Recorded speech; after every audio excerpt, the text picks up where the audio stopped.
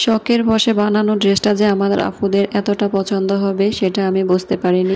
ঘুরতে যাব, হঠাৎ করে গরমের মাত্রা এত বেড়ে গিয়েছিল, তাই ভাবলাম নিজের জন্য একটা কটন ড্রেস তৈরি করি।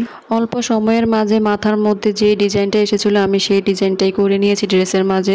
কিন্তু এই ড্রেসটা যে আমার আপুদের এতটা পছন্দ হবে, আমার কাস্টমার আপুদের এতটা পছন্দ হবে সেটা আমি ভাবিনি। আমার এই ড্রেসের ডিজাইনটা দেখে অনেক আপুরাই এত পছন্দ করেছে, তারাও আমার কাছে এই সেম ড্রেস অর্ডার করেছে। যে দুইটা ড্রেস রেডি করেছি ওই দুইটা তোমাদের সাথে শেয়ার করলাম। আমার ঘরে অর্ডার করা আরো কয়েকটা ড্রেস বাকি আছে, ওগুলো রেডি করার পরেও তোমাদের সাথে শেয়ার করব।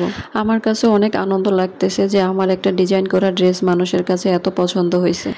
আপুরা তো আমাকে রীতিমতো কমেন্ট করে পাগল করে দিচ্ছে যে এটার কাটিং ভিডিও দেওয়ার জন্য, স্টিচিং ভিডিও দেওয়ার জন্য। প্রথমেই বলে রাখি আপু, এখন আমার ঈদের কাজের চাপ বেশি থাকার কারণে আমি কোনো ড্রেসের কাটিং ভিডিও করতে পারি না আপনাদের জন্য।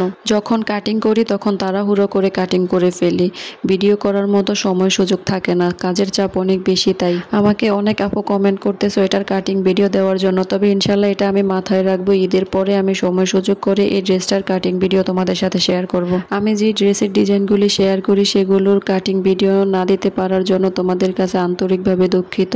তবে আমি চেষ্টা করি তোমাদের সাথে কাটিং ভিডিওগুলি শেয়ার করার জন্য, ড্রেসের ডিটেলস শেয়ার করার জন্য, কিন্তু কোনোভাবে সেটা হয়ে ওঠে না।